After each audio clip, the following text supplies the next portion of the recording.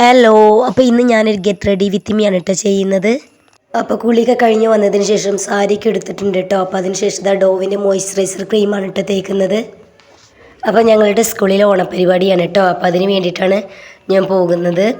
അപ്പോൾ ഇത് ഇന്നത്തെ വീഡിയോ അല്ല കേട്ടോ. എനിക്ക് ജലദോഷവും പനിയൊക്കെ ആയതുകൊണ്ട് സൗണ്ടൊക്കെ പറ്റ പോയിരിക്കുകയായിരുന്നു കേട്ടോ. ഇപ്പോഴും ഫുൾ ശരിയായിട്ടൊന്നുമില്ല. അതുകൊണ്ടാണ് കേട്ടോ വീഡിയോസ് ഇടാൻ വൈകിയത്. അപ്പോൾ ഇതാ മോയ്സ്ചറൈസർ ക്രീമൊക്കെ തേച്ചിട്ടുണ്ട്. അപ്പോൾ ഇനി ഇടുന്നത് എൻജെൻഡറിൻ്റെ പൗഡറാണ് കേട്ടോ.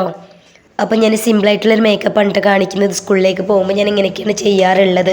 അപ്പോൾ ഇനി ഞാൻ ഐബ്രോ പെൻസിലുകൊണ്ട് ഐബ്രോ വരച്ച് കൊടുക്കുകയാണ് കേട്ടോ.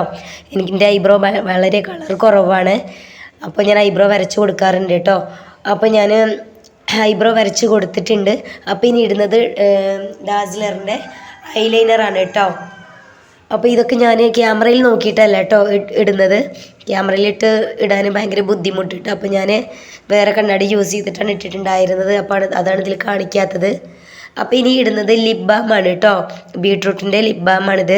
ഇത് നമ്മൾ വീട്ടിലുണ്ടാക്കുന്നതാണ് കേട്ടോ. ഞാൻ ഉണ്ടാക്കിയതല്ല. ഇവിടെ തൊട്ടടുത്തൊരു വീട്ടിൽ ഉണ്ടാക്കിയിട്ട് വിൽക്കുന്നുണ്ട് കേട്ടോ. അവിടുന്ന് വാങ്ങിച്ചതാണ്.